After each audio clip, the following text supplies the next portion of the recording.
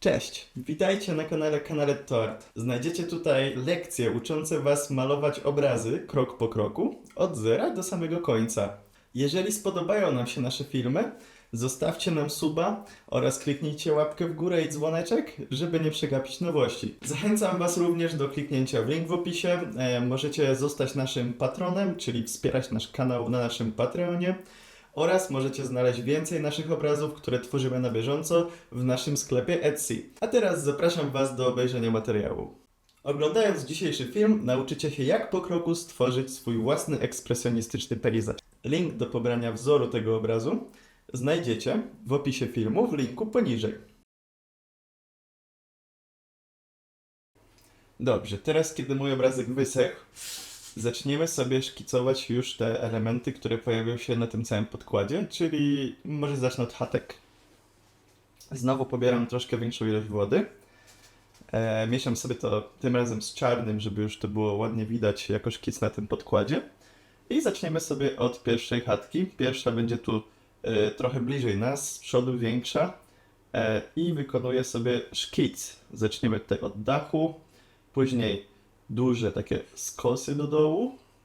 Jeżeli coś mi nawet na początku nie wyszło, tak się zdarza, to można zawsze sobie ewentualnie dorobić trochę więcej, a to w środku i tak będzie później zakryte farbą, więc to też nie jest problem. Nie martwcie się, jeżeli cokolwiek wam na początku nie wyjdzie. Akryl to taka farba, gdzie maluje się warstwowo i ze względu na to, na szczęście, można zawsze w bardzo fajny, łatwy sposób coś poprawić, zakrywając po prostu następną warstwą. Nasza chatka będzie tutaj miała spadek z tej strony. Ten daszek będzie coraz bardziej zakręcał. Tutaj postaramy się zrobić w miarę równą linię, delikatnie podniesioną z prawej strony do góry. I kolejna już całkiem równa linia. I teraz dodamy tylko delikatnie wystające spod spodu ścianki. Tutaj jeszcze dodamy, spadek jest trochę może za ostry. Tu będzie mały kąt, a tutaj będzie to szło na równi.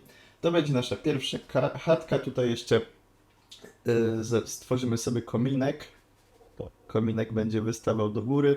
Jeżeli szkicujecie, to też chciałbym Wam dobrze poradzić rzecz techniczną. Więc tak, jeżeli mamy nawet niekoniecznie super mały pędzelek, taki, który łapie wodę, jest fajny, który jest szerszy u brzegu i na górze po prostu zakończony ostro.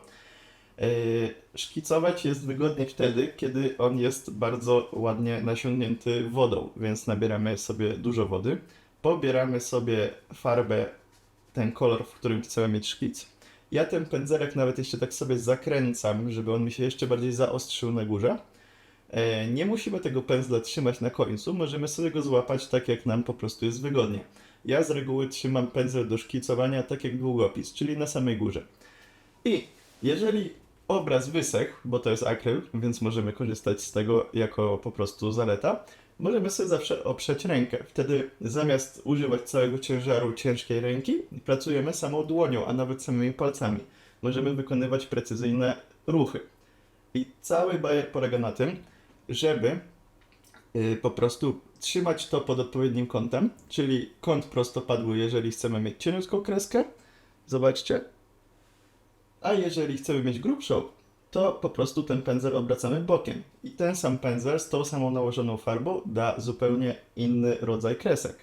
Dlatego, że obracając go bokiem, dotykamy tak naprawdę całą tą boczną ścianą do płótna, więc cała ta boczna ściana zostawia ślad farby, a nie tylko ta ostra końcówka.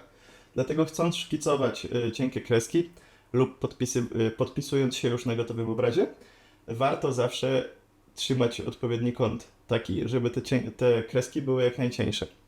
Oprócz tego, co jest ważne, to też nacisk. Jeżeli nawet trzymam dobrze, ale nacisnę za mocno, to wciąż nacisnę na tyle, żeby większa powierzchnia pędzla zostawiła grubszą linię. Dlatego nacisk też musi być bardzo delikatny. Ja to sobie zamaluję, pokazuję Wam tylko po prostu jak robić cienkie kreski. I przechodzimy dalej. Teraz od razu naszkicuję sobie jakieś drzewka czy krzaczki, które pojawią mi się tutaj mniej więcej za tym domkiem. Tu będzie sobie pięknie wrastało wręcz w domek drzewko z tyłu i troszeczkę krzaczków. I tak samo z tej strony, żeby nie było pusto, żeby ładnie przejść sobie do tego nieba, dodamy właściwie, zakryjemy całą tą górę, ja ją zrobiłem trochę na zapas, w razie czego dodamy sobie krzaczek, który będzie też tutaj nachodził nam już przed dom.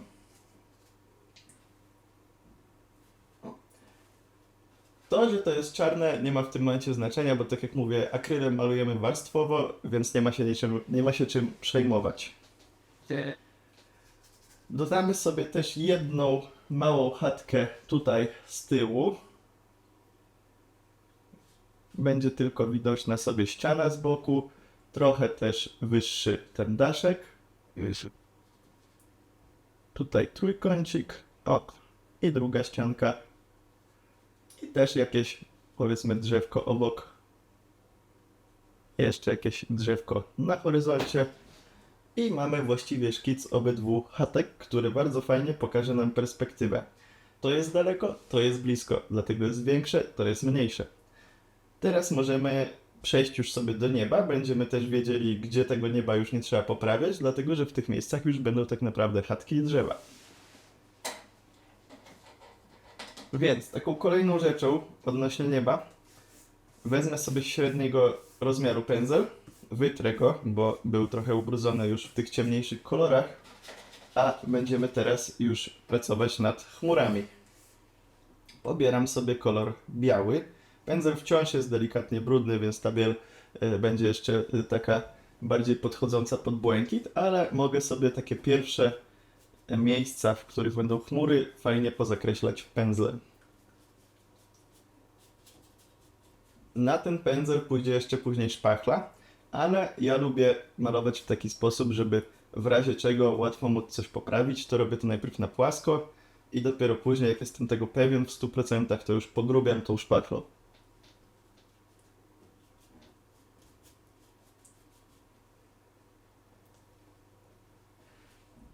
Zrobimy sobie dużo tych chmur, ale mimo wszystko zostawimy też miejsca puste, gdzie będzie po prostu niebieskie niebo. Tutaj zza drzewa możemy pokazać, jak fajnie będzie nam wychodziła chmura. Znowu, nie przejmujcie się, jeżeli znajdziecie nawet taką chmurę czy czymś na ten szkic, dlatego że szkic jest czarny, chmura jest biała, więc wciąż będziemy wiedzieli, gdzie to się kończy. A w razie czego zawsze możemy przecież wziąć pędzelek, naszkicować to znowu.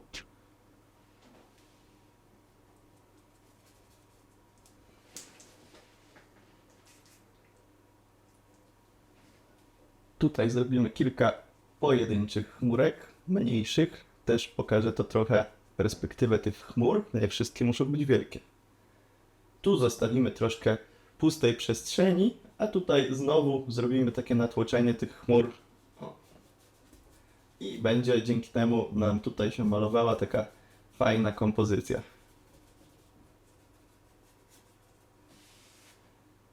Dobrze. Teraz tak. Moje góry tak naprawdę są ok, ale po tym jak farba wyschła, widzę, że jeszcze trochę prześwitują, dlatego poprawię je jeszcze jedną warstwą. Czasami widać to dopiero, kiedy farba wyschnie. Dlatego tą chmurę tutaj poprawimy sobie tak jak wcześniej to robiliśmy.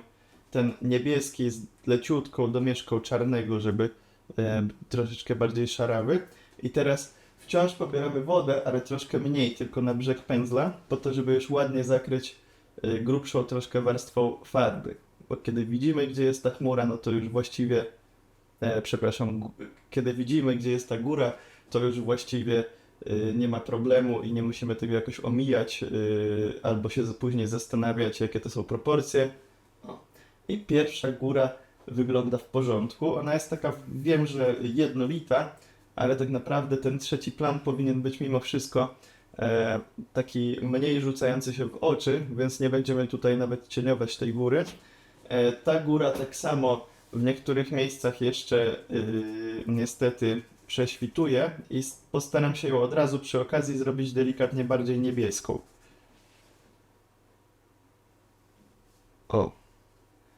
Będzie troszeczkę lepiej trzymała się całości ze względu na to, w jakich kolorach jest nasza trawa i nasze niebo.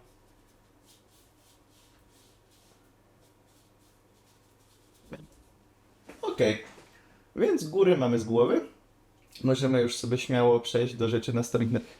Następna, myślę, że zrobimy sobie od razu podkłady na chatki, dlatego że jak już będziemy mieli przynajmniej podkład, to będzie znacznie łatwiej nam się poruszać po całym obrazku. Wyciskam sobie ciemny brązowy, Raw Amber. Wycisnę sobie też dwa pozostałe, najważniejsze dla mnie tutaj brązy. Żółtą ochrę już mamy. Wyciśniemy sobie Burnt Sienę, czyli ten taki rudy kolor, rudy brąz. On się też bardzo fajnie miesza z innymi brązami. Oraz Flesh Tint, czyli ten po prostu kolor skóry. Do rozjaśniania pozostałych brązów. No i zaczynamy od podkładu może na tą większą chatkę. Najpierw wciąż mogę używać tego samego pędzla, tylko muszę go sobie dobrze wytrzeć, żeby już nie był taki niebieski. I zaczynamy. Więc tak, ściana tego domku też może się mieszać delikatnie z niebieskim, ale już wchodzić sobie w brąz. I tutaj nam powstanie taki szaro-niebieski brąz. Więc zrobimy zarówno tą ścianę, taki pierwszy podkład. Ona i tak będzie ciemniejsza i będzie przed tym drzewko, ale lepiej zawsze mieć ten podkład. I tak powiedzmy dotąd, bo tutaj już od dachu wyżej będzie cień, zrobimy sobie też podkład w takim kolorze. Na górze, tak jak mówiłem, będzie cień, więc dodamy sobie czarnego pomieszanego z tym ciemnym ambrem, żeby tu już było mocniej ciemno. O. I nawet sobie zakrywam te linie, które wcześniej zrobiłem od razu. Ok. I to ten bok domku powiedzmy jest ok, ale na wszelki wypadek, żeby ładnie widzieć, gdzie mi się to kończy, mogę sobie też dodać od razu trochę cienia, który będzie rzucany na ścianę przez dach. Ta ściana powinna być zdecydowanie dużo ciemniejsza, dlatego że światło pada nam z tej strony, więc analogicznie tutaj po prostu to wszystko będzie w cieniu. Dodamy sobie i ciemnego niebieskiego, i brązu, i czarnego, żeby ta ściana trzymała się naszych kolorów, ale wciąż była dużo ciemniejsza. Na spodzie możemy dodać troszkę więcej brązu i zamalowujemy sobie pierwszą warstwę tej ścianki. No i teraz dach. Dach jako podkład zrobię sobie ciemny. Cały. Dlatego, że później, jak będę na tym malował te jasne miejsca, to tak naprawdę to będzie mój w pełni gotowy cień pod spodem, pod każdą dachówką, pod wszystkim, co tutaj będzie po prostu się znajdowało. Dlatego ciemnym brązem z czarnym po prostu też sobie wypełnimy ten dach.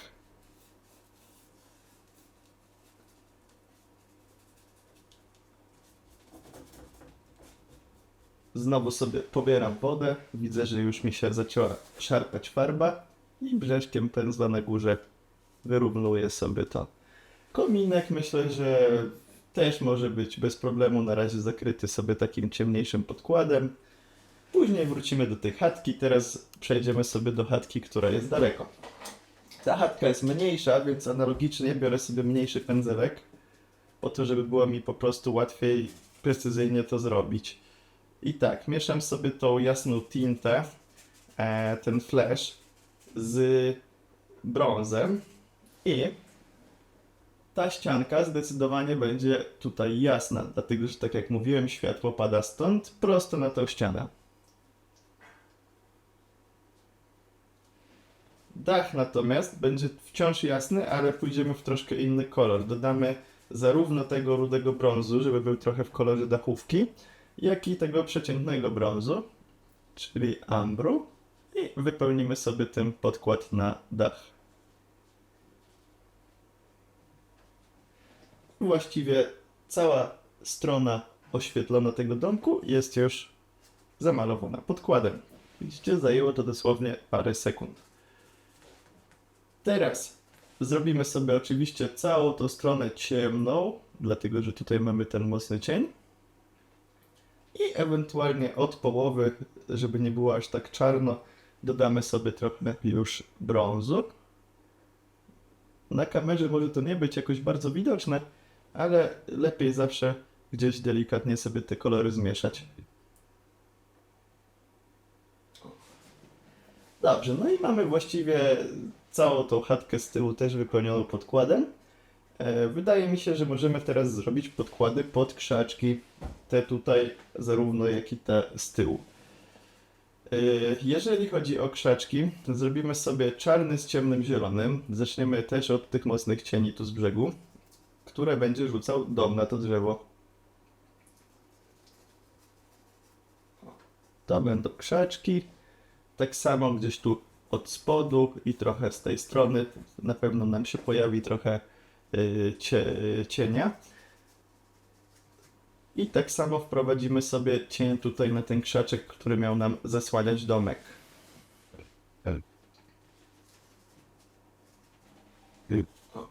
Na spód całego tego krzaczka, tak na dobrą sprawę, i całą tą stronę zrobimy z tego w ogóle 2 krzaczki, dlatego sobie rozdzielimy, tutaj też będzie cień jednego krzaczka z tej strony i cień drugiego krzaczka z tej strony.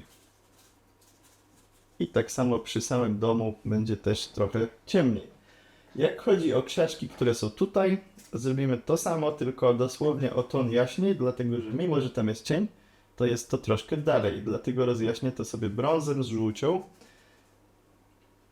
I to będzie cień. Czyli nie będzie aż tak intensywny jak te cienie, które mamy tu z przodu. Tym sposobem mamy podkłady gotowe tak naprawdę na wszystkie te rzeczy, które do tej pory naszkicowaliśmy. Teraz możemy wziąć trochę większy pędzel i będziemy bawić się już w nakładanie wszelkiego rodzaju traw oraz troszeczkę rozdzielenie tego terenu. Więc tak, pierwsze co bym chciał zrobić, to chciałbym uzyskać takie rudawe wzgórze w tym miejscu. Tak naprawdę wypełnijmy to po prostu rudym, pomieszanym z tym kolorkiem z żółtą ochrą. O, to będzie pierwsze z tych wzgórz. Jak wiecie, jak jedziecie czasami przez taką wiejską dróżkę, albo nawet jedziecie samochodem, to przez okno nieraz widać takie dosłownie oddzielone kwadraty tych wszystkich pól. Więc postaramy się uzyskać podobny efekt. Do tej chatki będzie sobie leciał już jaśniejszy taki kwadracik. Zrobimy go po prostu żółcią z tą żółtą ochrą. Aż do rzeczki. Tak naprawdę to nasza rzeczka powinna już nie być tu nawet widoczna, więc mogę równie dobrze zakryć to sobie jeszcze trochę dalej, żeby ona nam się skurczyła. Teraz ta perspektywa też będzie nam się zdecydowanie bardziej zgadzać. Jak chodzi o następną, zrobimy już trochę bardziej zielonkawą, ale wciąż będziemy się trzymać tych brązów, dlatego po prostu mieszam zielony z żółtą ochrą. To będzie nasza następna górka, która będzie sobie szła do tego krzaczka.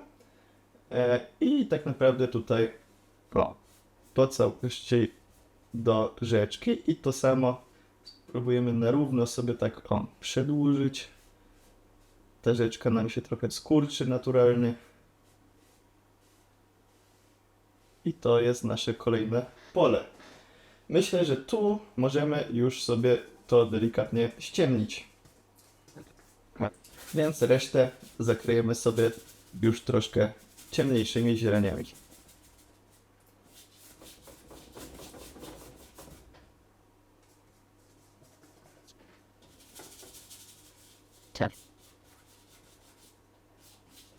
Mimo wszystko musimy pamiętać o tym, że jest to góra, ale pada tutaj też trochę światła, więc na samą górę dodamy sobie delikatnie tutaj żółci z żółtą ochrą, żeby pokazać, że jest sobie ten obszar troszkę bardziej naświetlony.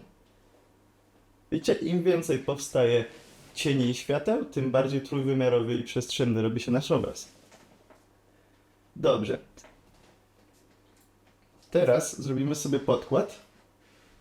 Właściwie poprawimy ten podkład, który już zrobiliśmy, żeby po prostu już zakryć takim solidnym, mocnym kolorem. Tutaj po prostu nałożę drugą warstwę czarnego z ciemnym zielonym i przejdziemy sobie delikatnie do jaśniejszych, dodając pomału coraz więcej żółci i mieszając to ze sobą. Teraz ten obraz zacznie wyglądać pomału coraz bardziej profesjonalnie.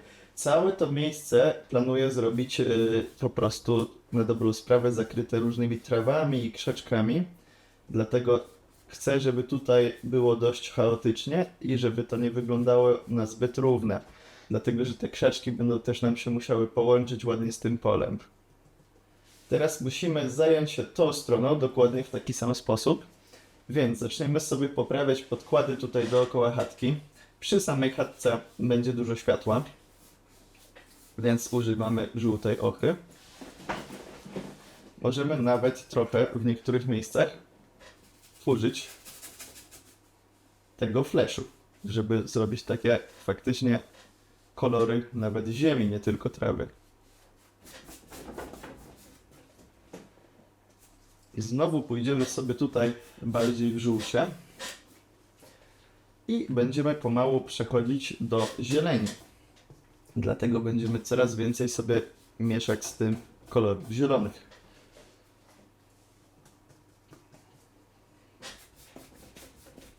Tu jest jeszcze za ciemno, troszeczkę to rozjaśnimy żółcią. To jeszcze nie jest ten moment, żeby było tak ciemno. I muszę sobie docisnąć, słuchajcie, troszeczkę żółtej ochry.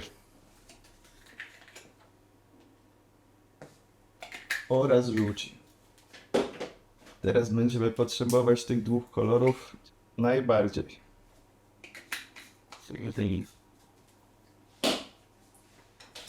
Dobrze. I kontynuujemy poprawianie naszego podkładu. Żywszą żółcią tutaj jeszcze rozjaśnię te trawki. Tutaj znowu trzymamy się tych brązów. I do samego brzegu, żeby wszystko było ładnie zakryte, to wypełniamy to podkładami. Tutaj słuchajcie, spróbujemy zrobić taki efekt takiego delikatnego spadku. Zrobię sobie kolor jaśniejszy, ale bardziej pastelowy, za pomocą flashu i zieleni. Tutaj to będzie taki delikatny spadek, na który pada światło od góry. I pod spodem znowu już będzie coraz ciemniej. Więc będziemy dodawać sobie na pewno czerni z żółcią, z ciemną zielenią. Zejdziemy sobie po prostu do coraz ciemniejszych kolorów.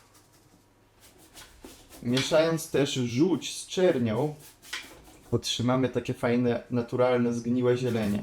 Tak naprawdę to jest najlepszy sposób na uzyskanie naturalnych zieleni, dlatego że wyciskając zieleń prosto z tubki i nie mieszając jej tak naprawdę z niczym, to te kolory będą wyglądały zawsze takie naciągane, sztuczne, jak wyświetlone przez komputer. Dlatego pamiętajcie o tym, że ta czerń jest bardzo ważnym elementem zieleni, jak chodzi o malarstwo akrylowe.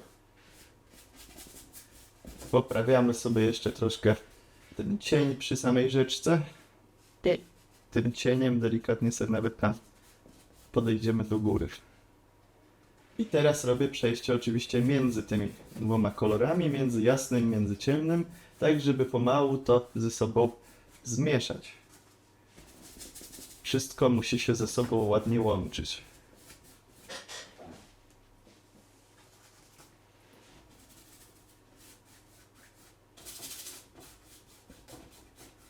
Dobrze, cały mój podkład jest już poprawiony. Teraz mogę śmiało już malować na tym krzaczki, wszystkiego rodzaju kwiatki, dróżkę, płotek, do tego też przejdziemy. Zaczniemy może tak naprawdę od traw i krzaków. Więc możemy sobie nawet zwykłym, płaskim, nylonowym pędzlem, trochę jaśniejszymi kolorkami, powstukiwać tutaj takich bardziej płaskich traw w tych miejscach, gdzie jest trochę dalej. Staramy się trzymać pędzel pod kątem prostopadłym. Jeżeli go obrócę, no to oczywiście ten ślad, który widzicie na pędzlu, będzie się odbijał, bo to działa jak pieczątka. Natomiast jeżeli kąt jest prostopadły, będzie to po prostu cienka, żółta linia.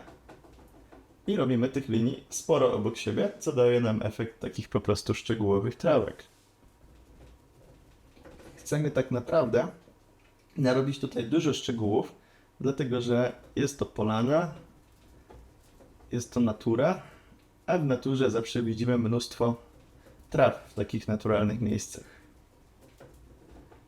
Tą trawą będziemy sobie, zobaczcie, nawet tutaj wstukiwać już bliżej tego brzegu i dzięki tym ciemnym kolorom między naszymi stuknięciami pozostanie cień, co też jest nam tutaj potrzebne. Tego stukania można robić wiele warstw. Im więcej zrobimy przemyślanych, tym będzie lepiej nasz obraz wyglądał. Oczywiście cały czas pilnujemy, żeby zgadzały nam się wszystkie kolory. Tutaj też możemy sobie najść na przykład ciemnymi trawami na ten jasny podkład.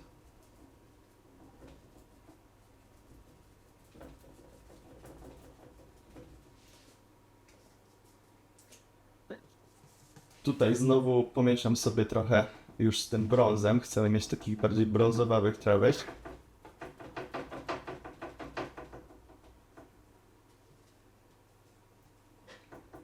Stukamy ich sobie troszkę.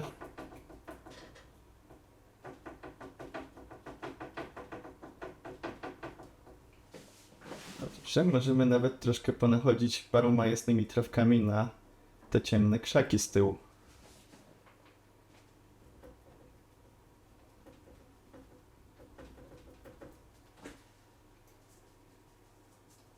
Tak samo dodamy kilka jaśniejszych elementów tutaj na tych wzgórzach, żeby zaznaczyć taki element, że coś tam się dzieje. Oczywiście gdybym tak po prostu zostawił te plamy, to nie będzie wyglądało zbyt dobrze, więc jeszcze użyję sobie ciemniejszej zieleni pod spodem, żeby nadać im trochę cienia. To już będzie miało większy sens, będzie pokazywało może jakieś stogi siana, może jakieś kubki wyschniętych trawek. Po prostu będzie więcej akcji na naszym obrazie. Tutaj też pobawimy się trochę w te krzaczki.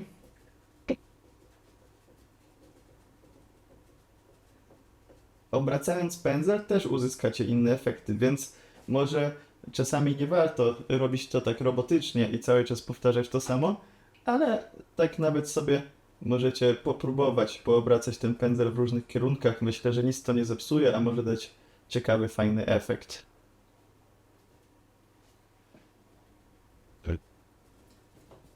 Staramy się teraz powstukiwać sobie te trawki troszkę jaśniejsze, które będą nam tutaj wychodziły na te cienie przygotowane wcześniej.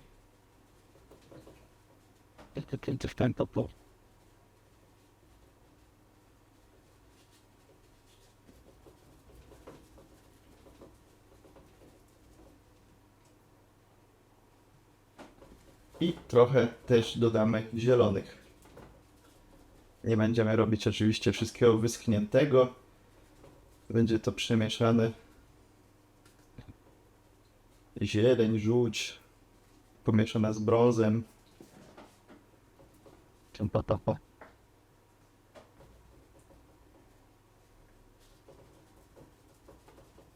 Zobaczcie, im więcej tych warstw na siebie nachodzi, tym coraz lepiej zaczyna to faktycznie wyglądać.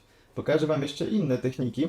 Niestety to zajmie chwilę czasu. Musimy się tutaj chwilkę z tym pobawić, ale może to być dla niektórych relaksujące, a dla innych męczące. Ja na przykład to lubię. Bardzo podoba mi się technika tego wstukiwania tych traw. Można tutaj naprawdę uzyskać ciekawe efekty, więc osobiście Wam ją polecam.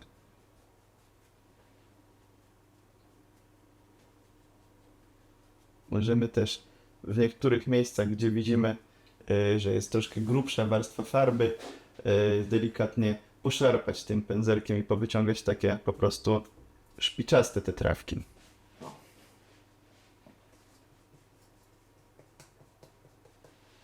Dobrze, tutaj też troszkę brakuje mi wizualnie tych brązów. Dodamy ich sobie troszkę. No. Tutaj zostawiam to miejsce w miarę puste, bo chcę, żeby tędy biegła później dróżka. Ale poczekam sobie, aż to wyschnie, a w tym czasie porobię sobie dookoła trawki.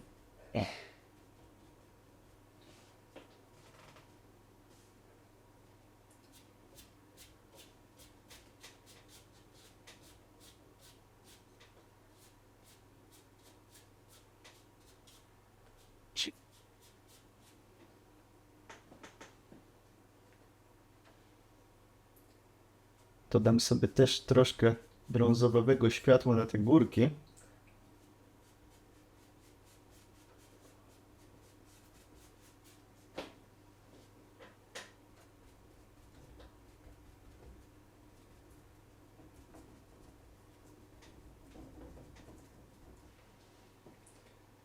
Dobrze. Wydaje mi się, że mamy już lekki zarys tych pierwszych trawek, które pojawiają się w miarę daleko. Możemy teraz z powrotem przejść do chatek. A będzie to w części drugiej filmu.